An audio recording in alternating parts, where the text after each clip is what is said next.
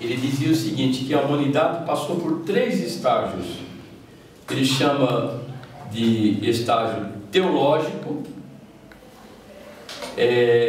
o estágio metafísico e o estágio científico. Em outras palavras, mito, filosofia e ciência. Então ele diz assim, que a humanidade passa por esse estágio teológico ou mitológico e o mito domina boa parte do pensamento humano, né? O homem vive debaixo deste mito. Depois veio a filosofia, pega o mito como que levando até o alto, né, do despenhadeiro e dizendo para o mito, venceu o seu tempo. Aí entra no palco, vamos dizer assim, a filosofia. Depois da filosofia chega a ciência e diz assim, olha, venceu o seu período. Então ele fala de momentos estanques, né? Ele influenciou tanto na França e no Brasil, né, que no Rio de Janeiro isso foi quase que uma religião, a tal ponto de construírem uma igreja chamada Templo do Positivismo no Rio de Janeiro. Virou quase que uma religião, né? Esse cultivo, esse ardor científico. Minha crítica particular, eu não concordo com Augusto Conte quando ele diz que a humanidade então vive esse momento das grandes descobertas e que este período é que domina. Porque, primeiro, o homem nunca vai se libertar totalmente de mito. Pelo mito você tem a literatura aí, né? Pelo mito você tem os escritos literários, tem as novelas, tem, né? Todo esse envolvimento humano tem parte com o mito. Não o mito, a semelhança do grego, né, que dava origem à realidade pela mitologia. Mas o homem não passa sem o mito, né? Também o homem não passa sem a filosofia, né? E não pode ficar também sem a ciência. Então eu vejo que o homem vive os 3 momentos em cada instante da sua história, já que o Hegel afirmava o homem como ser histórico, como o senhor acabou de falar, né? Ele é um ser histórico, então o homem vive o seu momento histórico, a cada momento ele vive os 3 estágios. O que vocês acham? Que sim. Concordam? Então, daí influenciar brasileiros e vir para a nossa bandeira ordem e progresso. Essa ordem que ele fala é o ordenamento que a ciência traz, né? Esse ordenamento através do método científico que gera descoberta, né? Que a ciência não trabalha aleatoriamente como o mito. A ciência trabalha com a previsão, com a previsibilidade, né? Então, pelo método, você vai se organizando. Tudo isso é muito bom, né? É uma fala boa, uma fala bem-vinda, mas a gente também tem que ter um lado crítico e saber separar, né, as coisas. não é só ciência. É porque, na verdade, esse fato ocorreu no século XIX. Mas não era só ele que tinha essa ideia. Na verdade, eu acho que ele foi um dos professores, né, que defendeu a ideia. Ele foi quem colocou o dedo na questão e arquitetou toda essa visão filosófica. E a filosofia dele, na época, na verdade, ele era o fim da filosofia. Ele defendia apenas o otimismo positivista. Otimismo positivista, na visão dele. Na visão dele é isso aí, não tinha filosofia. A filosofia tinha cessado. Só haveria, depois disso, só ciências. Só ciência. Mas até nesse tempo ainda tinha muita gente ainda que seguia as ideias dele. Tinha, mas é que ele foi um dos precursores da ideia, né? Ele é o pai da criança. Daí nós termos também, dentro do próprio direito, a corrente positivista. Certo? Então, é isso que eu queria participar com vocês. Quando lerem aí nos livros sobre o positivismo, saibam que ele está ligado ao francês Auguste Comte. Pesquise no Google Templo Positivista no Rio de Janeiro. Vê se descobre para nós. Templo Positivista. Quando eu fiz no Mackenzie lá o meu mestrado, o meu professor de filosofia, que é sobrinho do Miguel Reale, ele comentou bastante sobre o Auguste Comte e mencionou esse fato de no Rio de Janeiro estar o templo positivista. Prossigamos. Aqui encerrou, seu João. Bom, para finalizar, como ponto relevante desse período, né, foi na verdade a aparição ou o surgimento de Karl Marx. Né? Ele, na verdade, essa época podia ser chamada a ideia da época da maioridade da razão. Né? E essa maioridade ela mais ligada diretamente ao aspecto econômico e político. E ele descobriu que temos a ilusão de estarmos pensando e agindo com nossa própria cabeça e por nossa própria vontade racional e livremente de acordo com o nosso entendimento e nossa liberdade. Repete essa fala. Quem é que está dizendo isso? Karl Marx. Marx descobriu que temos a ilusão de estarmos pensando e agindo com nossa própria cabeça e por nossa própria vontade racional e livremente, de acordo com o nosso entendimento e nossa liberdade. Porque desconhecemos um poder invisível que nos força a pensar como pensamos e agir como agimos.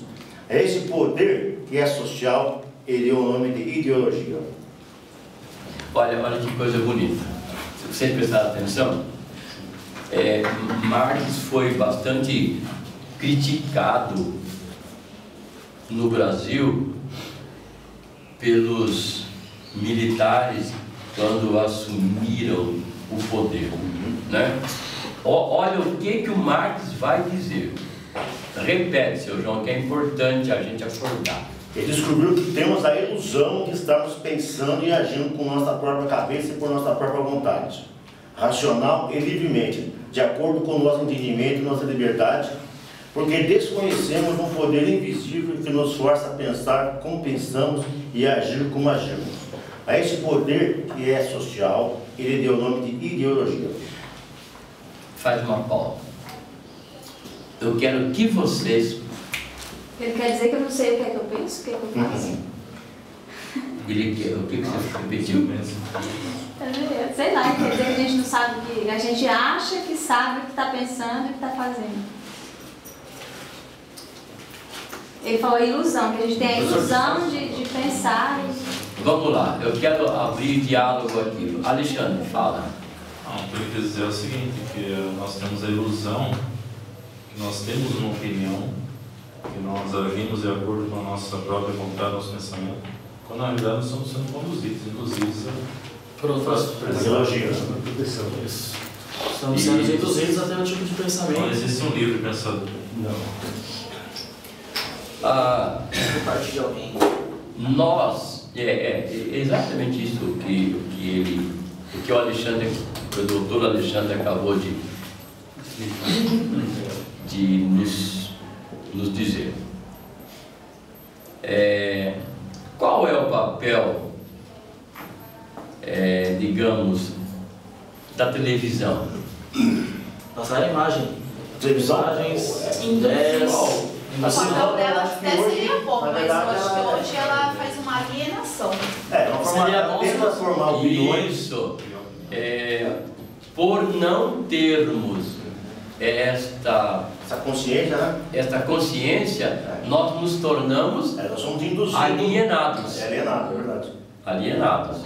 O termo alienado Na verdade, a televisão usado. hoje é massa de conduzir.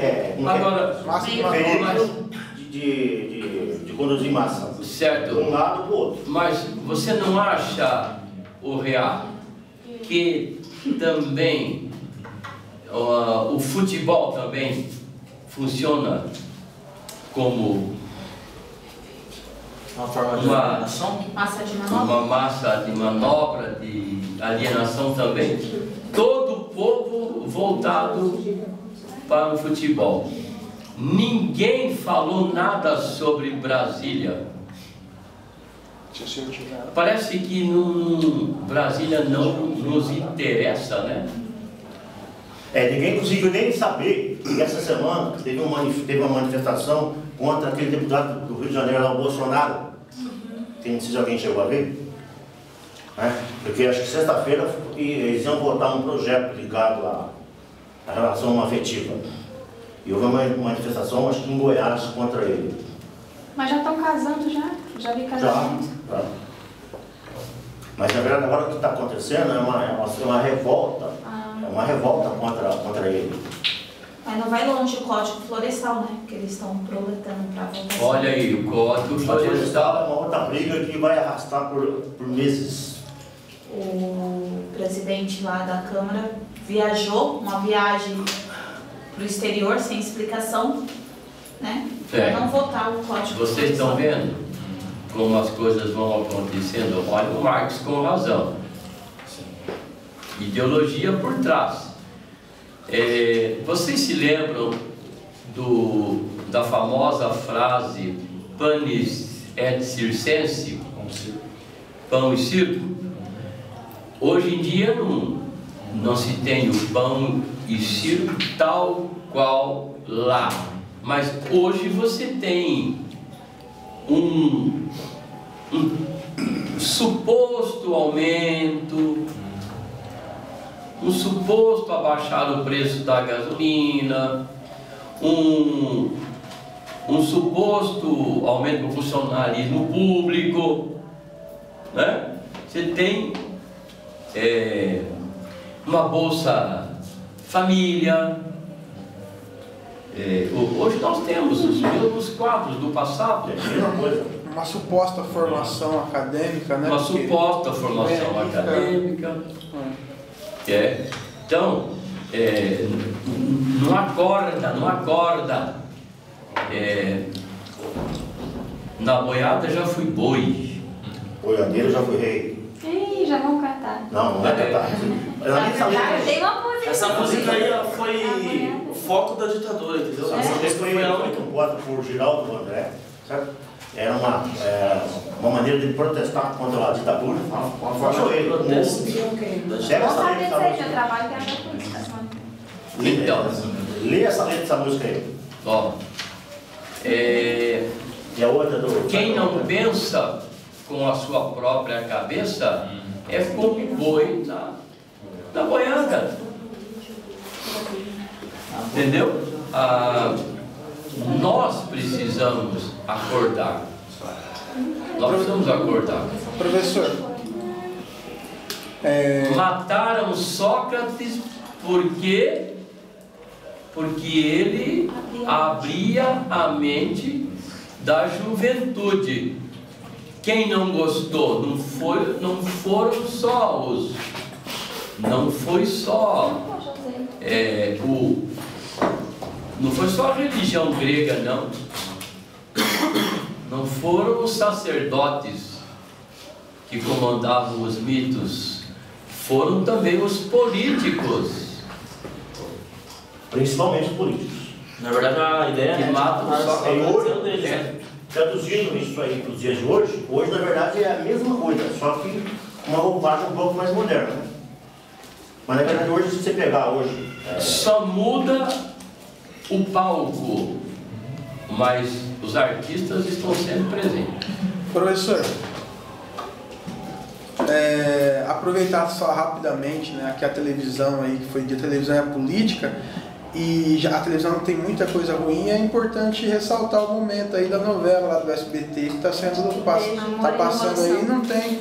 É impressionante como uma novela com tanta informação e uma qualidade bastante razoável, de certa forma ela ninguém vê, né? Ninguém vê. Eu assisto. Tem que passar lá no o fim SBT passou por algumas audiências aí no Tribunal de Justiça para ter a novela no ar porque tentaram vetar.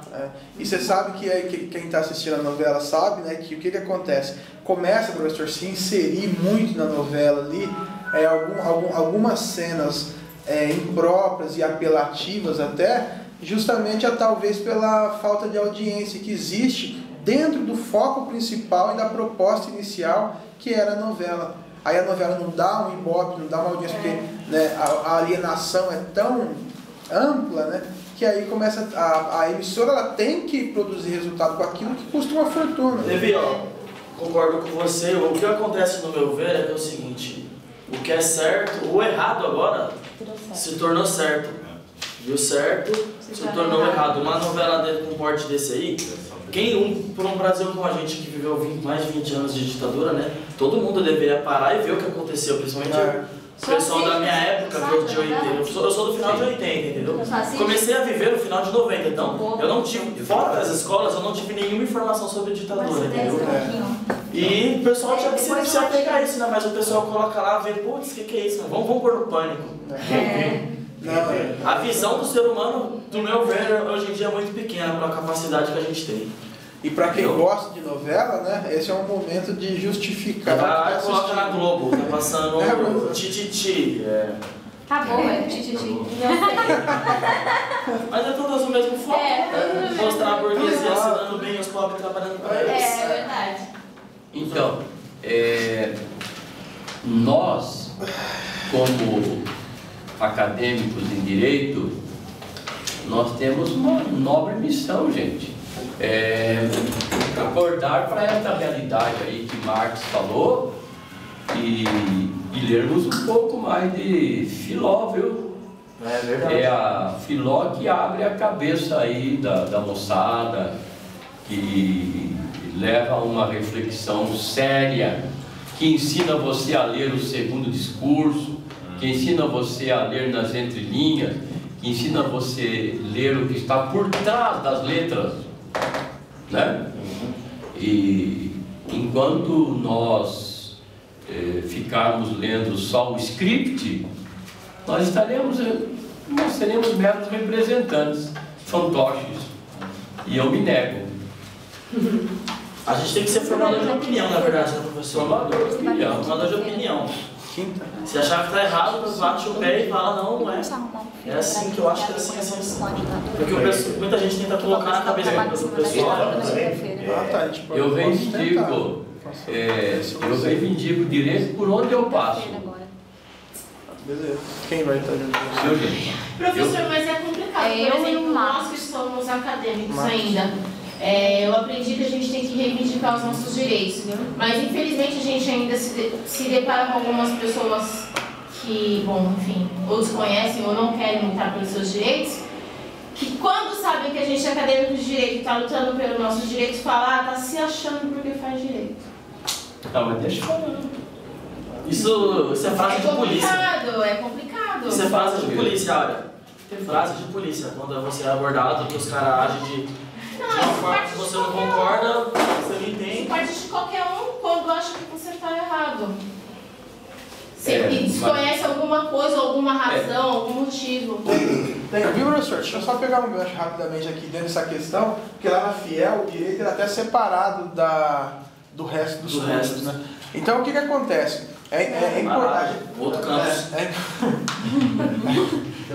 O que acontece? Tem 2 pontos, né? O primeiro ponto é esse, colocado, né, pela colega, é importante, que a gente sempre tem que defender essa posição. E o segundo é que nós mesmos temos que ter consciência que a gente não é melhor que ninguém. É verdade. Né? Então lá, eu lembro que lá, quando o pessoal do direito lá da Fiel se achava a nata da universidade. E ia para até mesmo porque, né, professor, que você conhece muito bem, que toda a reitoria, todos eram do direito. Então,